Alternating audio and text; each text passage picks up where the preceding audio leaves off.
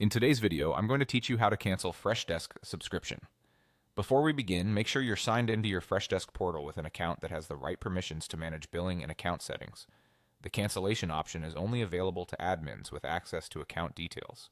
It's also a good idea to review your billing cycle and ensure you've saved any information you might need later, since cancellation can affect access based on your plan and terms. Once you're logged in, look to the left side of your screen for the navigation panel. Find the gear icon labeled Admin. This is your control center for all account level settings. Click it to open the admin controls. From here, head into Account, then select Account Details. This section holds your organization's subscription and status information, so it's the right place to manage anything related to your plan. Take a quick moment to confirm you're in the correct workspace if you manage multiple brands or portals, as cancellation applies to the account you're currently viewing.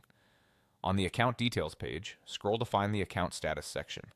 This is where Freshdesk places options related to your subscription state. Look for the Cancel Account button and click it. Depending on your screen size, you may see it near the bottom of the page. Next, you'll be asked to select a reason for leaving. Choose the option that best matches your situation. You'll also see a field for optional feedback. While this isn't required, a brief note can help the team understand your experience and may speed up support if any follow-up is needed. Keep your comments straightforward and avoid sharing any sensitive information. To proceed, confirm your choice by clicking Request Cancellation. Freshdesk may show a final confirmation prompt to make sure you intend to cancel, and you might receive an email confirming the request. Be sure to read any on-screen notes about what happens next, such as when billing stops or when access changes take effect.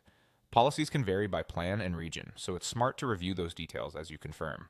If you don't see the cancellation option, it could be due to permission limits, your plan type, or how your subscription was set up.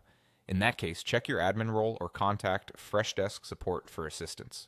And that's it. You've navigated to admin, opened account details, initiated the cancellation and account status, provided a reason and feedback, and confirmed by selecting Request Cancellation.